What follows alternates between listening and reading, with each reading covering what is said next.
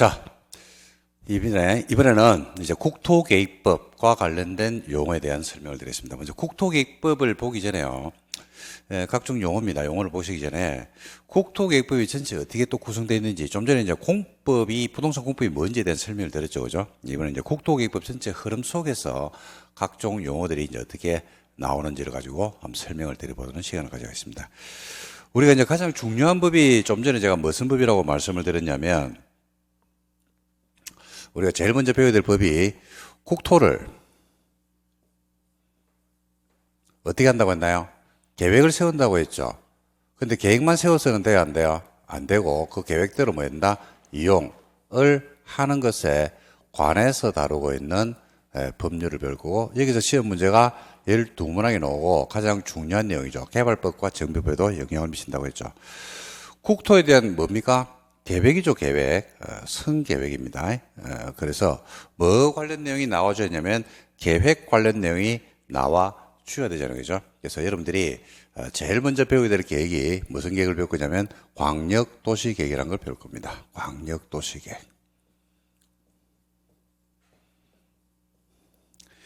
이 광역도시계획은요, 우리 공부에서 광역이란 말인데, 이 광역이란 말은 뭘 말하냐면 두 개 이상의 특광시 군을 말합니다. 특별시, 광역시, 시 또는 군에서의 장기적인 발전 방향을 제시하죠. 그죠? 그러면 이걸 광역도시계획이다, 이렇게 이야기할 수 있습니다.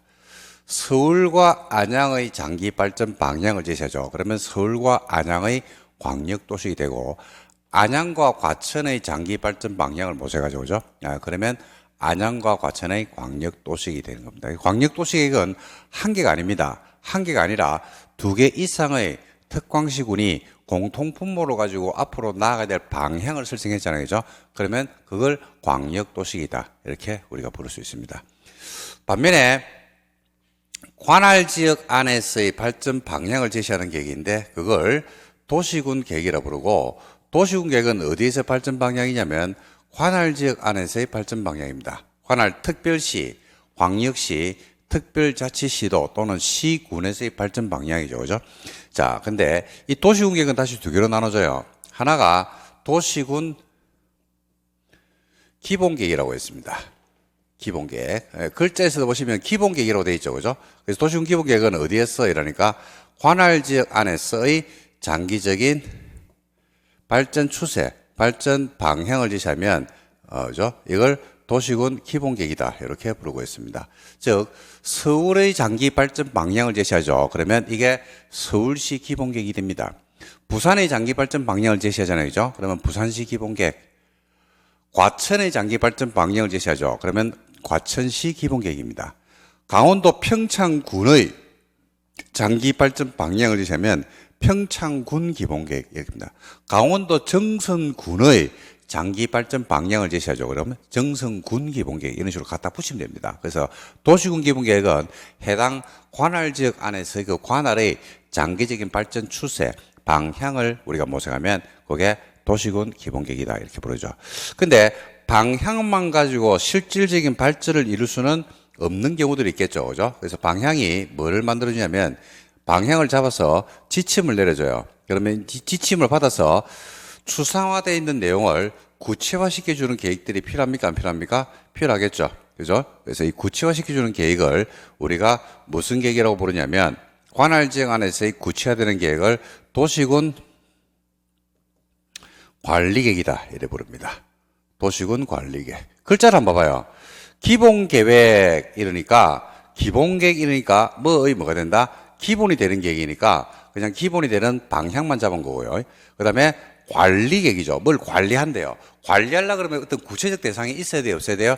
있어야 되죠. 그래서 기본계획에서 잡아준 방향을 현실 세계에서 구체화시켜주는 계획을 도시군 무슨 계획을 부르냐면 관리계획이다, 이를 부릅니다. 그래서 이렇게 보시면 돼요. 자, 서울 남부권에 앞으로 향후 발전 추세로 놓고 봤을 때 도로망이 더 필요하니까 서울 남부권에 자동차 전용 도로를 하나 만들었으면 좋겠네 라고 하면 그게 어디에 들어오냐면 도시군 기본계획입니다. 서울과 안양 사이에 교통량의 증가로 서울과 안양 사이에 자동차 전용 도로를 하나 만들었으면 좋겠네. 그러면 서울 관할 안에서 벌어지는 일이 아니고 서울과 안양 둘 사이의 문제 아니겠습니까? 그래서 그거는 기본계획이고 뭐에 잡힌다? 광역도시계획에 잡히는 겁니다. 근데 방향을 잡았는데요. 실질적으로 도로가 설치되려고 그러면 토지가 수용돼야 되고 도로공사가 진행돼야 될 거 아닙니까? 그죠? 그걸 뭐로 구체화시켜버린다? 도시군 관리계획으로 구체화시킨다라고 보시면 돼요. 그래서 기본계획은 우리가 관할 지역 안에서 발전 추세 방향을 제시하는 거기 때문에 밑그림이라고 생각하시면 돼요. 밑그림. 그 밑그림 위에다가 그림을 그려야 돼요? 안 그려야 돼요? 그림을 그려야 되겠죠. 그래서 스케치를 하고 그다음에 거기다가 물감을 칠하고 현실화되는 구체적 내용을 표시한 것을 우리가 뭐라고 이야기하면 도시군 관리계획이다. 이렇게 말씀을 드릴 수 있고, 이 도시군 관리계획 안에는요, 구체화되는 내용이 나와줘야 되겠죠. 그래서 어떤 구체적 내용이 나오냐면 총 6가지의 구체적 내용이 제시가 되는데, 자, 설명 다 드릴 겁니다. 첫 번째, 들어보세요. 주거지역, 상업지역, 공업지역, 녹지지역 같은 용도지역, 경관지구, 고도지구 같은 용도지구, 개발제한구역, 시가와 조정구역 같은 용도구역을 관할 안에서 지정을 하기도 하고, 때로는 지정된 것을 뭐하냐면 변경을 하기도 합니다. 그 다음에 도로, 학교, 공항, 항만과 같은 기반시설 있죠. 이 기반시설을 뭘 하기도 하냐면 설치하기도 하고, 설치된 것을 정비를 하고, 이를 뭐 하기도 하냐면 개량하기도 하고요. 그 다음에 신도시를 만드는 개발 사업을 하기도 하고요. 그 다음에 재개발, 재건축을 하는 정비 사업을 하는 것도 있습니다. 자, 조심하실 것은요, 여러분들 눈여겨보실 것은 관리계획은 국토계획법 안에 있거든요. 근데 관리계획 안에 보니까 뭐도 넣으냐면 신도시를 만드는 도시개발사업, 재개발, 재건축 관련 정비사업도 관리계획, 국토계획법 안에 포함되어 있어요. 근데 우리가 공법 전체 6개 법률이, 6개 규제가 어떻게 구성되어 있느냐를 볼 때, 개발사업, 신도시 만드는 법은 별도 규정이 되어 있죠. 어디에 별도 규정이 되어 있습니까? 도시개발법이란 법에 별도 규정이 되어 있고, 그 다음에 재개발, 재건축 관련해서는 정비사업인데, 여기에 관련된 내용도 도시 및 주거환경 정비법이라는 법에서 별도 규정이 되어 있죠. 그래서 여기서 여러분들이 아실 거는요, 관리계획 안에 개발법과 정비법이 포함되어 있는 겁니다. 그래서 개발법과 정비법은 국토계획법의 아들이다, 자식이다, 이렇게 표현해도 무방합니다. 그래서 국토계획법의 기본적인 체계가 도시개발법과 정비법에도 그대로 영향을 미친다라고 보시면 되겠습니다. 그 다음에 다섯 번째로서 지구 단위 계획이라는 게 있습니다.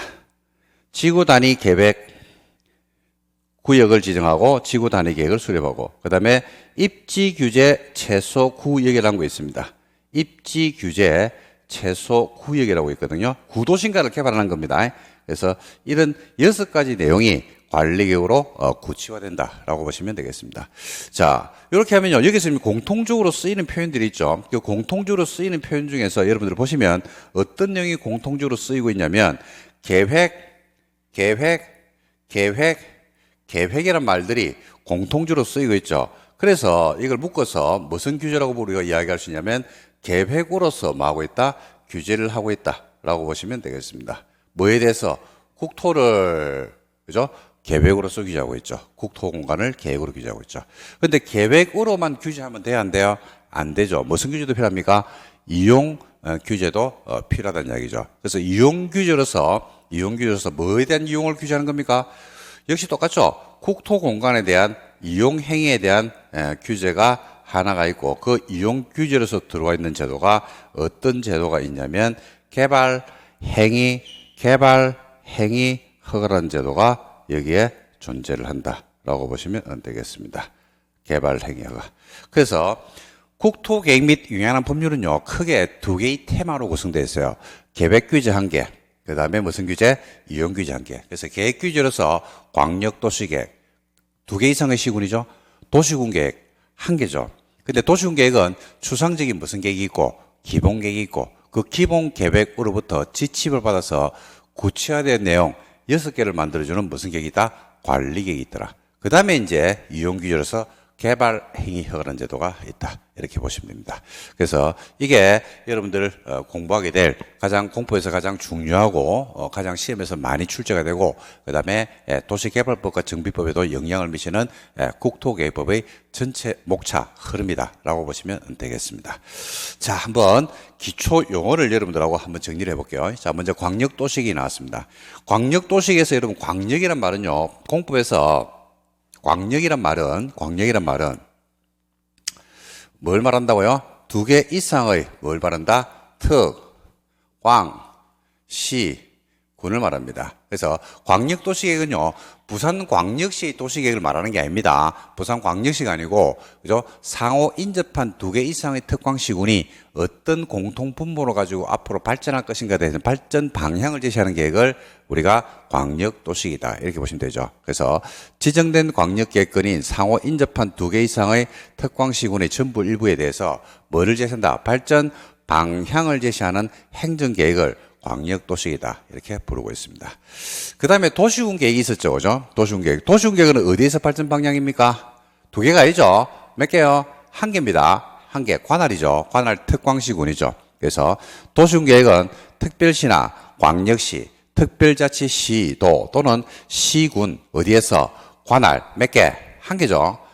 한 개에 대해서 수립하는 공간구조나 방향에 대한 계획으로서 도시군계획은 추상적인 무슨 계획이 한 개 있고 기본계획이 한 개 있고 기본계획으로부터 지침을 받는 구체화된 계획이 무슨 계획이더라? 관리계획이 있다. 이렇게 보시면 되겠죠. 그래서 포인트는 어떤 게 포인트가 냐면요. 기본계획에서는 기본이란 말이 포인트고 관리계획은 뭘 관리하죠? 구체화되어 있죠. 관리하는 계획이다. 이렇게 해서 도시군계획은 기본계획과 관리계획으로 나눠진다. 이렇게 보시면 되겠습니다. 자, 그 다음에 기본계획이란 말이 이제 구체적정입니다. 기본계획. 기본 나왔죠. 추상적입니까? 구체적입니까? 추상적이죠. 그러니까 이렇게 한다는 얘기입니까? 해보자는 얘기입니까? 해보자. 도시가 이런 형태로 발전을 한번 했으면 좋겠다. 해봤으면 좋겠다. 이걸 기본계획이죠. 기본계획이라는 것은 관할인 특광시군, 그죠? 관할이죠. 에 대해서 기본적인 공간구조나 발전 방향을 제시하는 종합계획으로서 관리계획에다가 관리계획을 뭐가 준다? 지침이 되는 계획입니다. 관리계획한테 지침을 내려주면 관리계획이 기본계획으로부터 지침을 받아서 추상적인 내용을 이제 구체화시켜주는 그런 내용들을 만들게 되어 있습니다. 그 다음에 이제 관리계획입니다. 관리계획은 좀 전에 말씀드린 것 같이 뭘 관리하죠? 추상적이나요? 구체적이나요? 그렇죠. 구체적 내용이 나오고, 그럼 구체적 내용이 있어야 돼요? 없어야 돼요?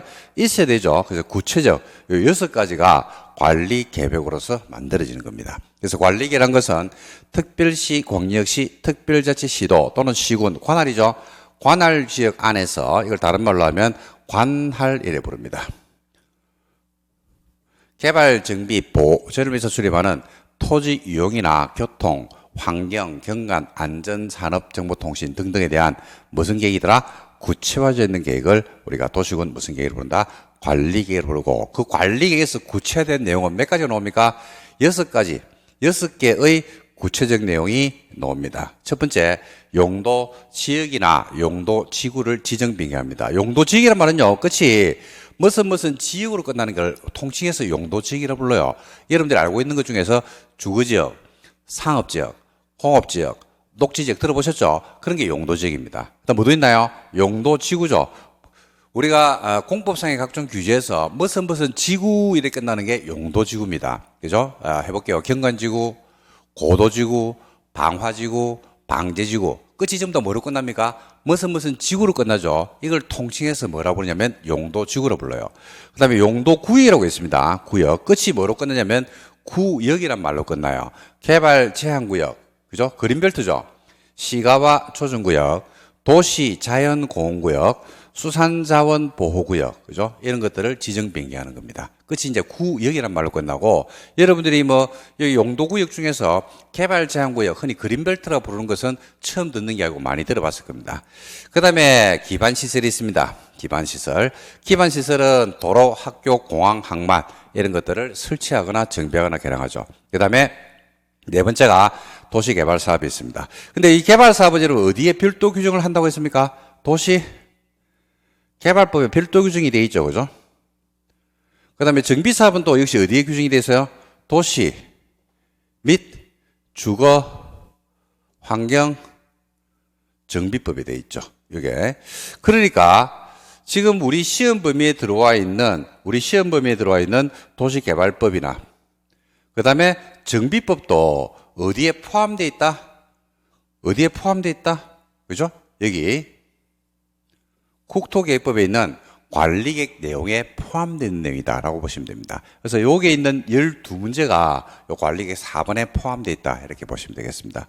그 다음에 좀 전에 말씀드린 지구 단위 계획구역, 그 다음에 입지구제 최소구역 이런 것들을 우리가 통칭해서 그죠?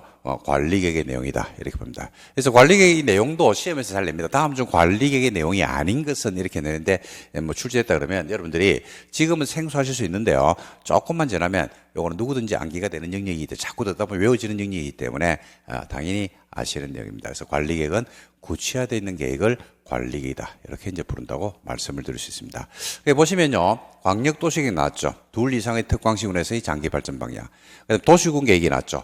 관할 지역의 발전 방향. 근데 그 발전 방향이 추상적이면 기본계획, 그다음에 구체화되어 있으면 관리계획. 근데 관리계획은 구체적 내용이 그죠? 그냥 일반적인 구체적 내용 이렇게 얘기하지 않고 6개의 구체적 내용을 제시하고 그 6개의 구체적 내용이 그죠?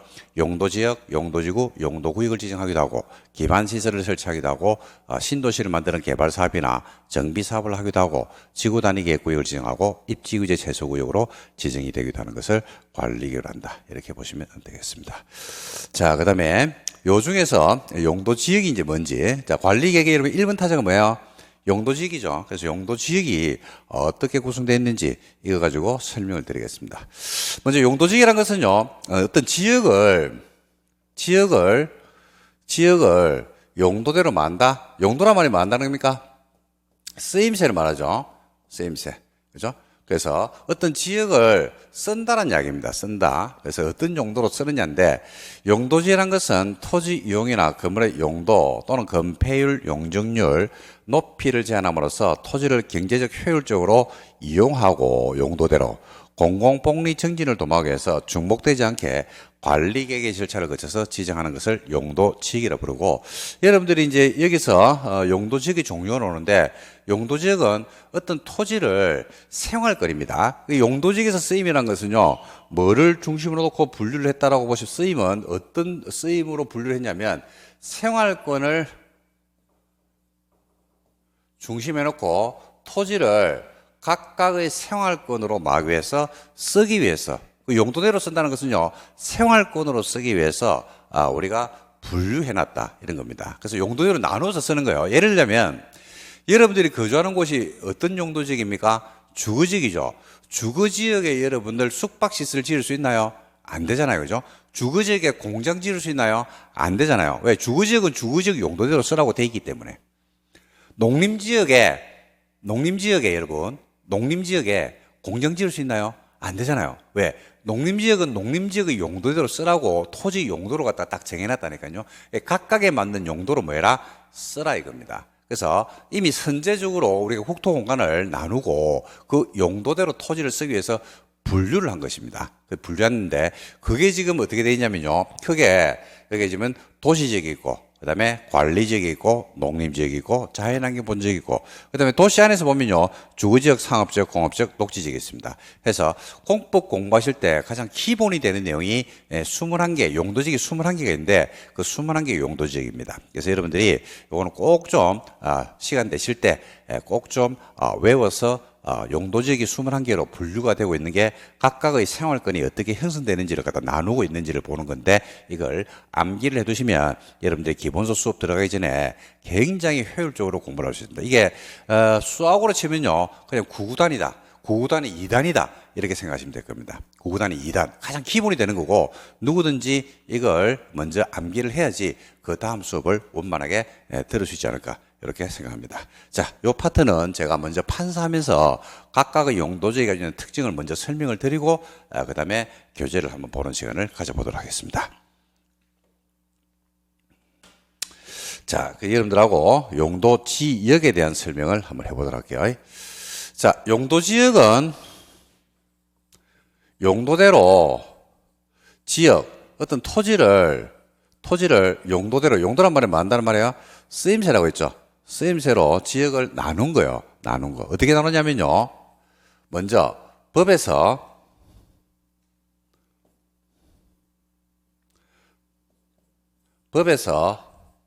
사용도 지역으로 나눴어요. 사용도 지역. 그 사용도 지역이 뭐가 있냐면 도시 지역. 그 다음에 관리 지역이라고 있습니다. 그 다음에 농림지역이라고 있어요. 그 다음에 자연환경 보전지역이라고 있습니다. 이렇게 해서 이걸 크게 나누면 사용도 지역을 나눴어요. 어떻게 나눴느냐라고 했더니 쓰임새 분류의 목적은 어디 있느냐라고 했을 때 뭐를 중심에 놓고 나눴다? 생활권을 중심에 놓고 각 토지를 각각에 맞는 생활권으로 쓰기 위해서 뭐 했다? 분류를 했다라고 보시면 됩니다. 자, 그래서 크게 나누면 도시, 관리, 농림, 자연환경 보전. 그 다음에 이 사용도를요 9가지 지역으로 나눴는데 이 9가지 지역이 도시 지역이 다시 4개로 나눠집니다. 주거지역 들어보셨죠? 상업지역 다 들어보셨죠? 중개사 공부를 하든 안 하든 이 정도 용어는 여러분들이 사회생활 하시면 다 들어봤을 겁니다. 그 다음에 공업지역,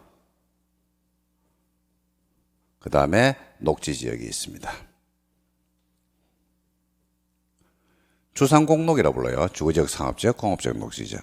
그 다음에 이제 관리지역이 3개로 나눠지는데 계획관리지역. 끝이 전부터 지역으로 끝나죠. 그 다음에 생산관리지역. 그 다음에 보전관리지역. 이렇게 해서 3개로 나눠죠. 이러면 몇 개가 나오냐면요. 주거지역, 상업지역, 공업지역, 녹지지역 4개죠. 계획관리, 생산관리, 보전관리 3개죠. 그럼 7개죠. 농림은 분류가 안 돼요. 농림과 자연환경 보전 이러면 9가지 지역. 그래서 이걸 줄여가지고 사용도 구지역이다. 이렇게 우리가 부릅니다. 근데 뭐 글자에서 주는 의미가 있죠. 그죠? 주거지역이 많은 데냐, 상업지역이 많은 데냐, 공업지역이 많은 데냐, 녹지가 많은 데냐, 농림이 많은 데냐, 자연환경 본적이 많으냐 이거는 뭐 다 아실 겁니다. 근데 여러분들이 글자에서 어떤 정보를 주지 않는 게 계획관리, 생산관리, 보전관리는 글자에서 어떤 정보를 안 줄 겁니다. 이건 제가 설명을 좀 추가적으로 좀 드리도록 할 겁니다. 그래서 먼저 분류부터 보시면요. 이렇게 법에서 사용도 구직으로 나누고요. 그 다음에 대통령령에서, 즉 시행령이죠. 대통령령에서 이걸 21개로 다시 나눕니다. 그래서 어떻게 나누냐면요. 주거지역을 전용 주거지역, 그 다음에 일반 주거지역, 그 다음에 준주거지역.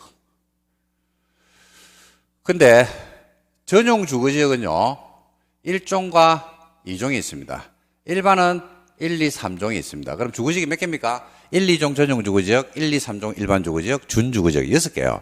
그 다음에 상업지역이 다시 4개로 나눠지는데 중심 상업지역, 그 다음에 일반 상업지역, 그 다음에 유통상업지역, 그 다음에 근린상업지역 이렇게 해서 총 4개의 상업지역으로 나누어집니다.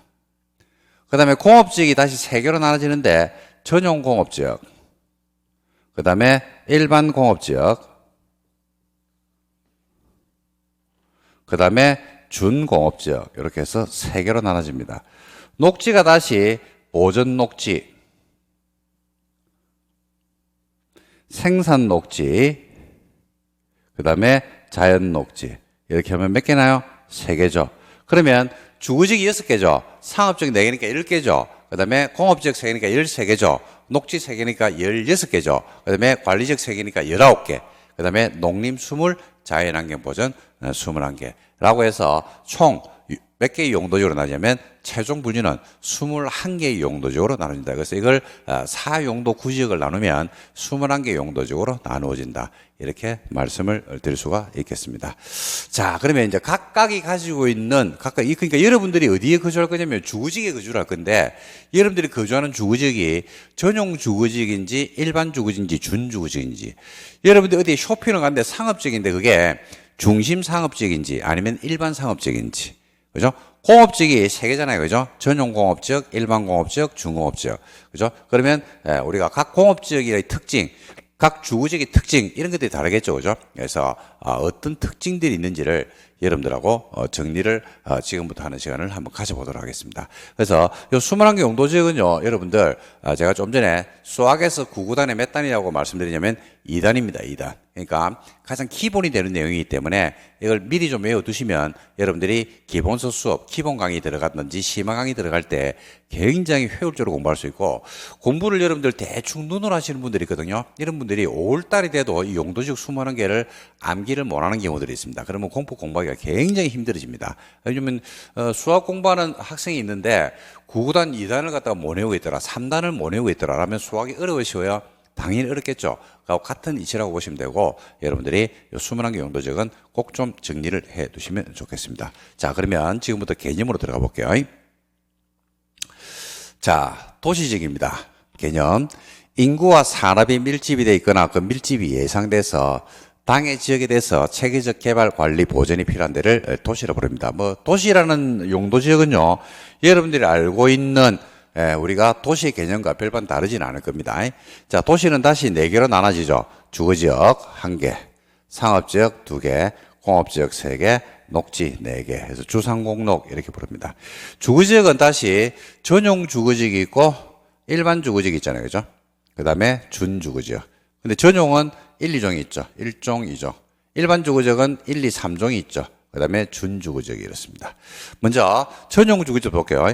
전용 주거지역 보시면요, 단독주택 중심의 뭐라고 되어 있습니까? 양호한 주환경이죠. 양호한 주환경. 그 다음에 2종 전용 주거지역은 공동주택 중심의 양호한 주환경이죠. 보니까 1종과 2종의 차이점이 공통점과 차이점이 확연하게 드러나네요. 전용 주거지역의 공통점은요, 어떤 주환경입니까? 양호한 주환경입니다. 양호한 주환경. 양호한 주환경이니까 아침에 일어나면 새소리가 들리고 동네가 조용하겠죠. 그런데 주변을 보니까 단독주택이 중심이 돼 있더라 라면 그게 1종 전용입니다. 그리고 동네가 조용하고 새소리가 들리고 공기도 맑은데 공동주택 중심이에요. 여기서 말하는 공동주택은, 그죠? 아파트를 배제하지는 않는데 아파트가 밀집되어 있고 고층 아파트가 있으면 여러분 양호할 수가 없잖아요, 그죠? 그러니까 여기서 말하는 공동주택은 주로 뭐를 생각하시냐면 대형 빌라, 그죠? 대형 빌라 같은 것들이 있는 게 있죠. 세대수가 10세대 이래가지고 100평짜리, 200평짜리 이런 빌라들이 있는 곳들이 있을 겁니다. 그런 데가 2종 전용 주거지역이다. 그래서 전용 주거지역의 공통점은요, 양호한 주환경입니다. 차이점이 있다 그러면 이런 단독 중심, 이런 공동 중심, 둘 다 공통점이 있다 그러면 양호한 주환경이다 이렇게 보시면 되겠죠. 그 다음에 일반 주거지역은요, 일반 주거지역은 1, 2, 3종으로 분류하는데, 이런 저층 중심의 편리한, 2는 중층 중심의 편리한, 3은 중고층 중심의 편리한입니다. 자, 여기도 지금 일반 주거지역도 공통점과 차이점이 보이죠? 공통점이 있다 그러면 무슨 주환경? 편리한 주환경을 형성을 하면 일반 주거지역. 그러니까 양호한 주환경이면 삶의 질이 뛰어나잖아요, 그죠? 이거는 전용 주거지역.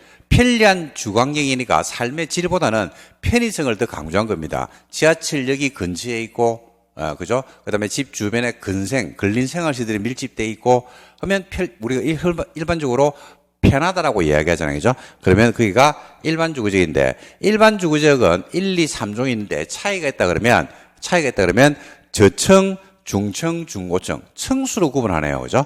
근데 1종 일반 주거지역은 저층 주택인데 몇 층이라고 되어 있습니까? 4층이 합니다, 여러분. 4층이야. 그러니까 아파트를 지을 수 없겠죠. 우리가 아파트는 일반적으로 주택으로 사용하는 층수가 5개층 이상이 되면 아파트라고 부릅니다. 근데 여러분 몇 층 이하로 지어야 돼요? 4층 이하로 지어야 되죠. 그러면 이게 일반 주거지역이고, 흔히 우리 동네에 단독, 다가구, 다세대, 원룸 이런 것들이 밀집되어 있으면 전부 다 1종 일반 주거지역이다라고 생각하시면 안 되겠습니다. 그 다음에 2종 일반 주거지역은 그보다 층수가 높죠. 중층이라고 되어 있습니다. 15층 내외. 그 다음에 3종 일반 주거지역은 중고층, 그보다 층수가 높은 아파트들, 요즘 30층짜리 40층 이런 아파트들이 많잖아요, 그죠? 이런 아파트가 3종 일반 주거지역이다 이렇게 보시면 됩니다. 자, 구분하시면 전용 주거지역은 어떤 주환경입니까? 양호한 주환경. 일반 주거지역은 어떤 주환경이에요? 편리한 주환경. 편리한이죠, 그죠? 자, 차이가 있다 그러면 1, 2, 3종인데 저층, 중층, 중고층. 저층은 몇 층이야? 4층이야. 중층은 우리가 15층 내외 이렇게 생각하시면 되지 않을까 싶습니다. 그 다음에 준주거적은 주거적이죠. 주거 기능을 위주로 합니다. 근데 여기에 상업이나 업무 기능을 뭐죠? 플러스하게 되면 이걸 준주거지를 부르고 주로 여러분 집 근처에 어디에 사람이 많이 모이나요? 지하철역 근처죠. 아니면 버스 정류장 근처죠. 이런 데 가면 건물이 여러분 집 앞에 있는 건물보다도 건물이 좀 높고 집 근처에 없는 업종들이 좀 많잖아요. 그죠? 이런 데가 여지없이 뭐라고 생각하시면 되면 준주거적이다. 이렇게 보시면 되겠습니다. 그래서 준주거적은 주된 기능은 주거 기능인데 여기에 상업 업무 기능이 보완이 필요한 곳들. 그래서 여러분 집 근처에 주택가인데 스타벅스가 있어요.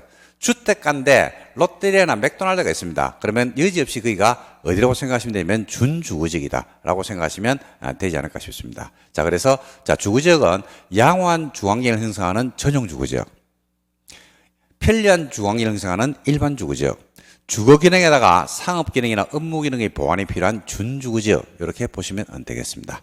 그 다음에 상업지역입니다. 상업지역에서 중심 상업지역은요, 키워드가 심자가 키워드거든요. 도심 기능이나 부도심 기능, 한 도시에서 심장 역할을 담당하는 가장 번화한 곳이 중심 상업지역입니다. 한 도시에서 가장 번화한 곳. 그래서 서울에서 제일 번화한 곳이 어딘데? 그러니까 강남역 사거리, 명동 이런 게 중심 상업지역입니다. 그 다음에 일반 상업지역은요, 일반적인 상업, 포인트가 업무 기능이에요, 업무 기능. 업무 기능이니까 사무실 밀집지역이겠죠. 사무실이 밀집돼 있죠. 그러니까 시청 주변이나 관공서 주변, 법원 검찰청 주변 이런 데가 일반 상업지역이고, 일반 상업지역은 낮에는 박작거리는데 밤에는 다 퇴근하고 조용하겠죠. 그죠? 이런 특징을 가지고 있고, 사무실 밀집지역이 일반 상업지역이다. 시청이나 법원, 검찰청, 관공서 주변으로 해서 우리가 사무실들이 밀집이 되잖아요. 그죠? 이런 데가 일반 상업지역으로 보시면 되고, 우리나라에서 일반 상업지역으로 제일 큰 게 서울시청 주변에 보면, 그죠? 관공서가 있으면서 은행 본점들, 신문사 본점들, 그 다음에 서울의, 그죠? 서초동에 중앙지검이나 중앙지법자리 근처에 보면 변호사무실이라든지 각종 공공시설들이 밀집되어 있죠. 그죠? 이런 데가 일반 상업지역의 전형을 보여주는 곳이다라고 보시면 되겠습니다. 그 다음에 유통상업지역에서 유통이란 말은요, 도매 기능일까요? 소매 기능일까요? 당연히 도매 기능이겠죠. 그래서 공산품 내지는 농수산물의 도매가 이루어지는 곳. 우리가 공산품의 도매가 이루어지는 곳이 남대문 시장이나 동대문 시장 이런 데고, 우리가 가락동이나 노량진 수산시장 이런 데가 우리가 농산품 1차 산업의 우리가 도매 시장이 이루어지는 곳입니다. 그런 데가 유통상업지역으로 보시면 되겠습니다. 그 다음에 근린상업지역에서는요, 근자가 무슨 근자냐면 가까울 근이고, 린자가 이웃 이름입니다. 그래서 근린지역, 즉 이웃 가까이에서 일용품하고 서비스를 공급하니까, 여러분 이웃 가까이 어디에서 일용품이나 서비스를 공급받으십니까? 그렇죠. 시장 주변, 재래시장 주변이 근린상업지역입니다. 그래서 상업지역은 4개인데요.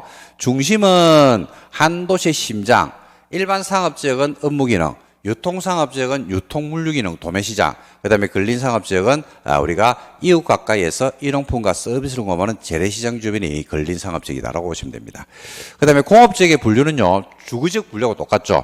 전용, 일반, 준이죠. 전용공업지역은 중화학공업이나 공해성 공업이니까 어떤 공단지대에 들어가니까 악취가 나고 눈이 시큰거리고 그렇죠. 그죠?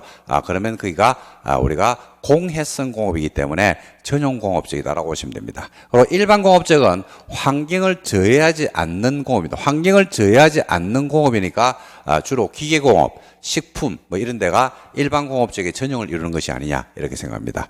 그 다음에 중공업지역은 경공업에다가 주거기능과 상업기능이 섞여버리죠. 그러면 조그마한 공장들이 밀집되어 있는데 주택가하고 상권이 같이 발달되어 있더라 라고 하면 거기가 준공업지역입니다. 그래서 공업지역은 중화학공업이나 공해성 공업을 배출하는 전용, 그 다음에 일반적 환경을 저해하지 않는 공업이면 일반공업지역, 그 다음에 경공업 플러스 주거 플러스 상업기능이면 우리가 준공업지역이다 이렇게 보시면 되겠습니다.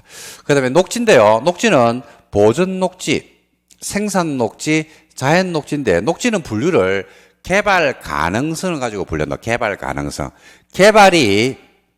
개발 가능성을 가지고 개발이 안 되면 보존, 개발이 유보되어 있으면 생산, 제한적 범위에서 개발이 가능하면 자연, 그래서 개발 가능성을 가지고 개발이 안 되면요, 보전. 개발이 유보돼 있으면 생산. 그죠? 제한적 범위에서 개발이 가능하면 자연 녹지. 그래서 보전 녹지 보시면 도시의 자연환경 경관 산립, 녹지 공간을 뭐 할 필요가 있더라? 보전할 필요. 그러니까 개발이 안 되죠. 두 번째, 생산 녹지는 농업적 생산을 위해서 개발을 뭐 해놨나요? 유보. 그 다음에 자연 녹지, 도시 녹지 공간 확보, 도시 확산 방지, 장래 도시 용지 공급을 위해서 보존할 필요가 있는데 불가피한 경우에 한해서 제한적이지만 개발이 뭐 돼요? 허용이 되죠. 그래서 개발 가능성을 가지고 보존은 개발이 안 되고 생산은 개발이 유보돼 있고 그 다음에 자연은 개발이 가능하더라. 이렇게 보시면 되겠습니다. 자, 그 다음 관리지역입니다. 관리지역. 관리지역은요, 옛날에 여러분들 준도시, 준농림이라는 말 들어보셨나요? 준도시, 준농림. 거기를 관리지역으로 바꿔놓은 겁니다. 그래서 도시지역의 인구와 산업을 수용하기 위해서 도시에 준하여 관리하거나 도시에 준해서 관리하니까 도시는 아니라는 얘기죠. 그러면 농림업진흥이나 산림보전을 위해서 농림이나 자연환경 보전에 뭐해서 준하여 관리가 필요한 것을 말하죠. 요 공통적으로 나오는 말이 어떤 말이 공통적으로 지금 나오고 있습니까? 뭐에 뭐 한다? 준한다란 말이 있죠. 그죠? 그래서 먼저 계획관리입니다. 계획관리는요, 먼저 말씀드릴게요. 요거는 뭐 어디에 준하는 거냐면 도시에 준하면 이게 계획관리입니다. 그러니까 뭐하고 비슷하다? 도시하고 비슷한데 도시는 아니란 이야기죠. 생산관리는요, 뭐에 준하냐면 농림지역에 준해서 우리가 존재하는 곳이 생산관리입니다. 보전관리는요, 자연환경 보전지역에 준하여 관리를 하는 곳입니다. 그래서 뭐에 뭐 한다는 이야기입니까? 준한다. 그러니까 뭐하고 뭐 하더라? 비슷하다 이 말입니다. 그래서 계획관리는 뭐하고 비슷한데 계획관리는 도시하고 비슷한데 도시지역이 있잖아요. 그죠? 그러니까 도시는 아니란 겁니다. 생산관리는 뭐하고 비슷한데 농림하고 뭐한데 비슷한데 농림은 아니란 이야기죠. 보전관리는 자연환경 보전지역에 뭐하더라? 비슷한데 자연환경 보전지역은 아니더라. 그래서 그 뭐하고 비슷한 곳을 우리가 뭐라 그런다? 관리지역이라고 부릅니다. 그래서 계획관리는 도시로 편입이 예상되는 지역, 도시하고 비슷하니까 곧 도시가 될 예정으로서 자연환경을 고려해서 제한적 이용 개발을 하려는 지역으로서 계획적 체계적 관리가 필요한 지역으로서 뭐하고 비슷한 지역입니까? 도시하고 비슷한 곳이다. 이렇게 얘기하시면 돼요. 그 다음에 생산관리, 농림업 생산을 위해서 관리가 필요한데 주변 용도지역과의 관계를 고려할 때 농림으로 지정해서 관리하기가 곤란한 지역. 농림으로 지정해서 관리하기가 곤란하니까 농림은 아니란 이야기죠. 하지만 뭐하고 비슷하더라. 그죠? 하지만 뭐하고 비슷하더라? 농림지역과 뭐하더라? 비슷하더라. 이렇게 보시면 됩니다. 그 다음에 보전관리 한번 볼래요? 자연환경 산림 수질 오염 방지, 녹지공간 확보, 생태계 보전을 위해서 보전은 필요한데 주변 용도지역과의 관계를 고려할 때 자연환경 보전지역으로 지정해서 관리가 곤란해요. 그러니까 자연환경 보전지역은 아니죠. 하지만 뭐하고 비슷하더라? 자연환경 보전지역하고 뭐하더라? 비슷하더라. 그죠? 도시하고 비슷하면 뭐예요? 계획관리. 농림과 비슷하면 뭐예요? 생산관리. 자연환경 보전지역과 비슷하더라. 즉 자연환경 보전지역에 준하더라. 무슨 관리? 보전관리. 이렇게 해서 계획관리, 생산관리, 보전관리를 기억하시면 되겠습니다. 자, 그 다음에 농림입니다. 농림은 뭐 글자에서 나오죠. 도시에 속하지 않는 농지법에 따른 농업진흥지역이나 산지관리법에 따른 보전산지. 그죠? 저 푸른 초원이 있고 산이 있더라. 그럼 농림이에요. 그 다음에 자연환경 보전지역. 자연환경이나 수자원, 해안, 생태계, 상수원, 문화재는 뭐하고 보전하고 수산자원은 뭐하더라? 보호, 육성하기 위해서 필요한 지역을 자연환경 보전지역이다. 그래서 농림과 자연환경 보전지역은 글자에서 주는 의미 그대로 여러분들이 기억하셔도 되지 않을까 이렇게 생각을 합니다.